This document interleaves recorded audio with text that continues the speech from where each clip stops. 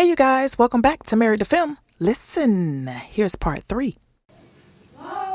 Hey, we're in here. Oh, we're playing sculptor.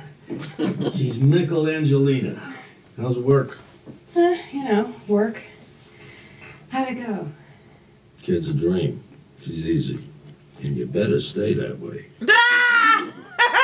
I know that's right. How you doing? I better be going. Oh, wait, hang on a sec. Would you? I want to talk to you about something. I want to know what I should do with this. I've been carrying it around for weeks. Uh-oh. Holding on to it. Every place I put it feels wrong. I thought about putting it in the collection plate, but that seemed, I don't know. I think he gave Look, with Maddie gone, I have expenses, and the death benefit helped, but what I want to ask you is, can I spend this? Yeah, girl. Stace, if this money helps you and Kaylee, I know that's if it does a right. single good thing in this world, then you spend every penny. It's a relief. It'll help a lot. So you holding on to money, you got bills to pay? Bucket. Chuck, the Sandpiper has landed. Gentlemen, I'm Jimmy McGill. Welcome. Rich Stryker. This is Alan Reese. Phil Jurgens. Thanks for coming. Oh, I have to ask you, please leave electronics in the car. Laptops, Blackberries, Palm Pilots, watches. If you lick it and it goes bzzz, leave it here. Why?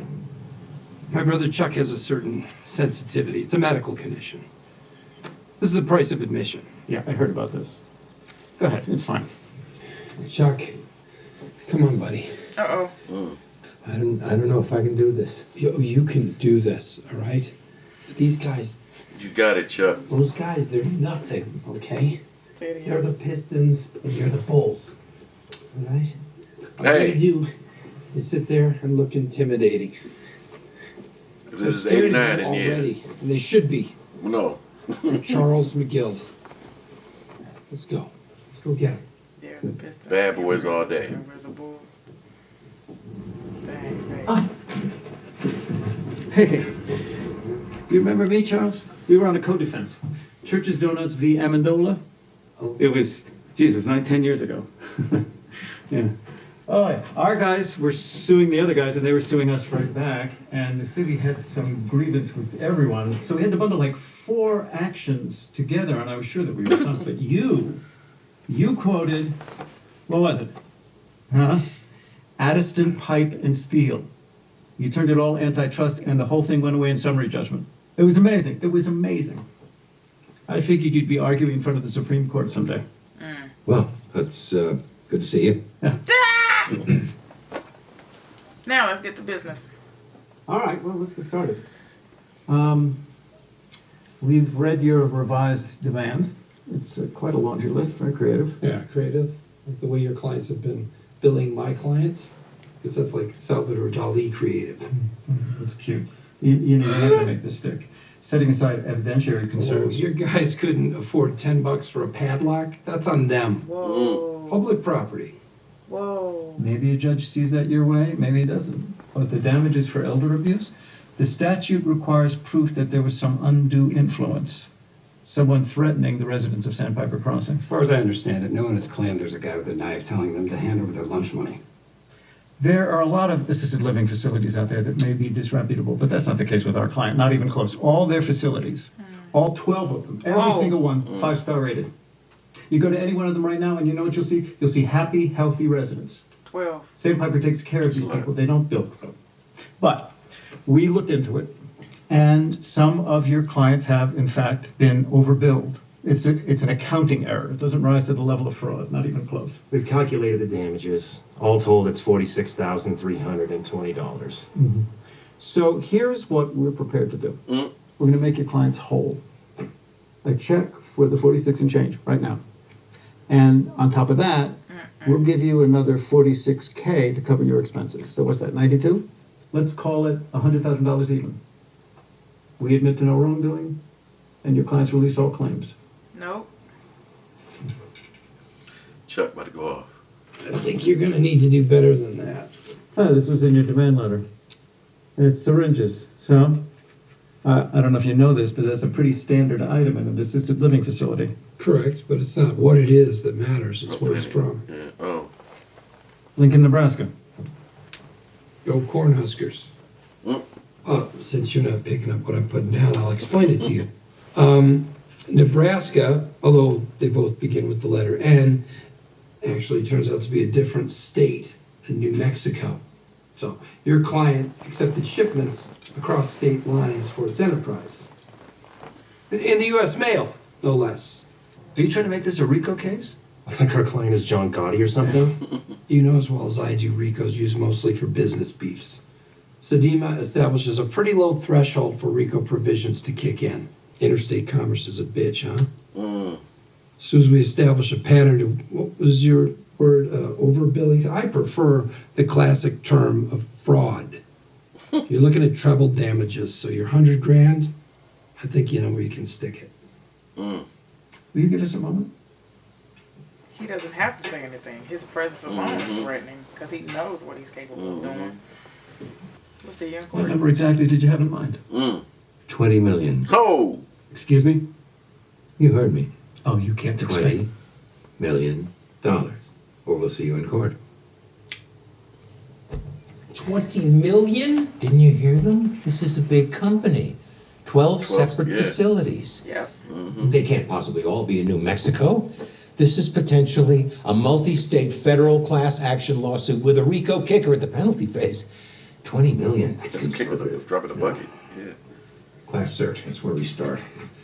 I'll draft our complaint, try to get us a conditional one. They'll try to pierce it, But but it should he's hold gotta long be enough to start separate discovery. And we need to get you back on the grounds. Quash this prohibition against you. Some injunctive relief, maybe a TRO. Do you want to get started on the TRO? Yeah, yes. It looks good. No heartworm, no mange. Where'd you get her? Shelter. Good. There's too many puppy mills out there. I had a doxy in the other day. Some douche bred her so much. Poor thing, she said one giant hernia for her belly. Couldn't even walk. These people can go straight to hell as far as I'm concerned. Hey, I got some work. Anything else I can do for you? You still in touch with your people? Depends on the type of work you're looking for. Your do's, your don'ts, your wills, your won'ts. You can tell me what you got. I'll tell you what I'll do. I signed up 3 more clients at the mall today. Jesus, those mall walkers, those geezers are faster than you think. I could sleep for a decade. Did you get what I asked? The code provisions. Shit. It's in the car.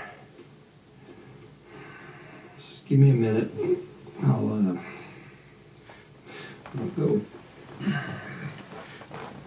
He can go out there on his own and get it. Chuck in his own, huh? He gonna go out there and get it. No problems. He going out there to get what? Chuck? TRO? Whatever he was supposed to bring. I think it's a TRO, but it's in the car.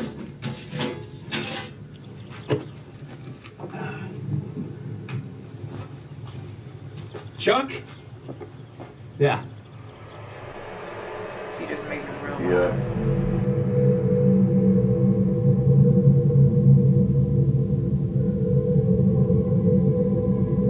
He should be good. I hope he don't pass out. He's not.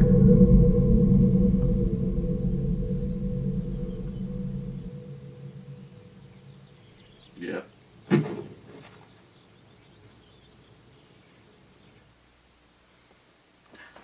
Dang on it! Man. What kind of mess is that?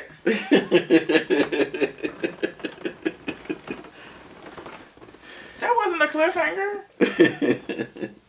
Man. He swayed a little bit, Mm-hmm. you know. Mm-hmm. So, oh, do I have to start or no? Okay. I don't even know where I was going to begin. So this was about the, basically all his first clients, because that's where he started from. He started from the bottom. Now here. He started with the nursing home, the independent living home. Assisted living facility. Assistant, thank you. Assistant living facility, thank you. And he was working on people getting their wills, and that's how he was doing it, giving them bingo. If you want a will, call Bill, or whatever his name was. Whatever he was using as far as his motto, his logo, his slang.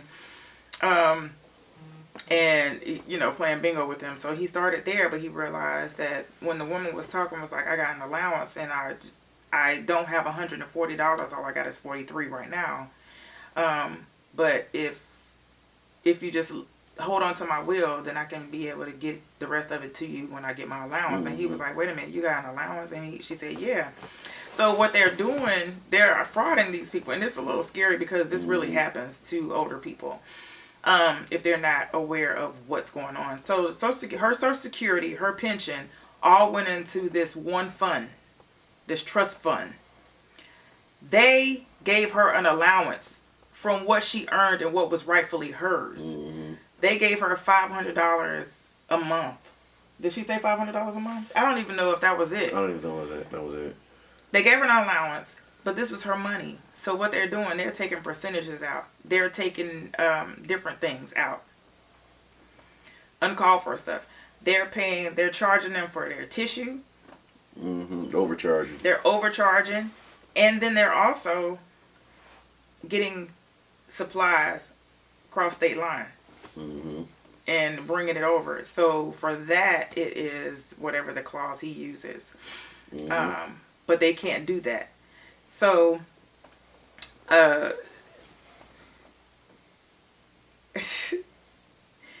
he climbed into the daggone dumpster. Nasty. After the fact that they kicked him out of the facility once he came back, and he realized that this was going on because he was trying to show all the other residents there that they were getting gypped. Yeah. And that their money was sitting in this fund that they are rightfully that is rightfully theirs. So he's doing the right thing. I'm cheering for him because he's actually sticking up for he's sticking up for the little people, the people who don't have a voice.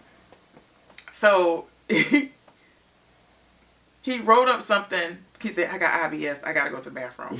So he wrote up his, I don't know what you call it, but he wrote up his terms, his demand letter on the back of a notepad.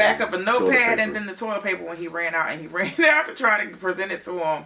And was like, get your lawyer, blah, blah, blah. They threw him out. The lawyer called him. He said, okay, so I see your demand letter, and I'm going to let you know. I'm giving you the benefit of the doubt because of who your brother is. Now, keep that in mind because it goes full circle. He said, blah, blah, blah, blah. I'm going to call Kim. Kim is going to work it out. She's going to look up this paperwork, charge it to me, AT38, da-da-da-da, because I need to print it out. She let him know at the time, well, if your brother's working with you, you cannot do that. He can only do small claim stuff. He can't do big time court cases because he's still affiliated with us. You're not affiliated with me. Right. You mean he got away? Well, yeah. Skippy here made sure of that. Incredible. You're not affiliated with me. Still affiliated with them, and I think that's going to come and bite him back in the booty. Well, he jumps in the dumpster to get this stuff. It's paper. It's not in there with all the maggots. It's in the other one. So he gets all the paper. Right in the recycle bin. Right in the recycle bin. He brings it to Chuck's house. Lays all the paper down. He falls asleep. He's tired. He can't do it. Chuck done took over and put all the paperwork and all the receipts and all the invoices together. And he's the one that called it out in the first place. Yeah, man. Chuck, it felt good seeing Chuck being productive and just focused and not having anxiety and panic attacks. So much so, he went outside to grab the rest of the paperwork. Didn't even realize it. Grabbed the keys out of the mailbox. Popped the trunk. Grabbed the box. And what's funny, it's just like a little kid. Like if the kid falls and you panic and you they'll cry. But if you be like, look at him, it's okay. I think that's the same response he did when he came out. He said, Chuck! And then he looked around and realized he was outside and had a box in his hand. He dropped the box and we don't know what else happened.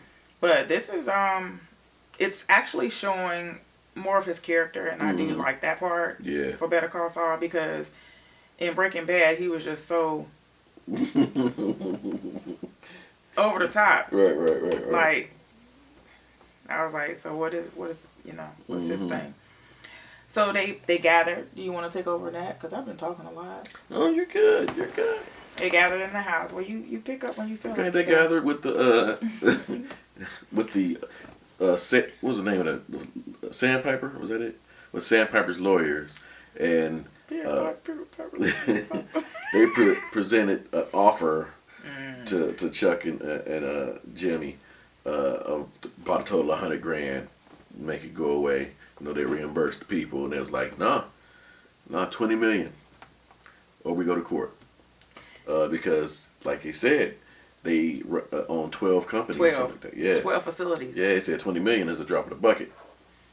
So, man. He was going to drop $100,000 for them, flat out, for only one facility. They got 12. And it's not all the residents. So they're only doing the residents that they said was coming forth. So that might have been just the 5 or 6 that he had in that room. Imagine if it was the whole residency. Yep. That's over $1 million, $2 million, $3 million, $3.5 million per facility. More money. So he was like, "Let's do this, Johnny. Let's get it done." Yeah. So it's getting good. Seeing Chuck and seeing the brothers work together is good. Yeah. Yeah. Because he was just calling and out. And he believes stuff. in him and everything now. He's like they showed at the beginning where he passed the bar and how proud Chuck was of him and everything. So it was really good. So when I said it comes full circle because the lawyer mentioned his brother's name. When they sat at the table, his brother didn't say anything except for $20 million. He said, "And if you can't do that, we'll see you in court." And he just looked at him because he knows what he's capable of doing. He knows he was in his prime then. Yeah. Imagine now, wisdom and time has catched up. So he was like, "Yeah, okay, yeah, it's getting good." Right, if I say, "Oh my God," like I want to see another, yeah, it's got me. Yeah. Well, no, not like that, but I just want to see what happens next. Right. So we shall see you guys next time. We love y'all. Love you guys. Bye. Hey, wake up.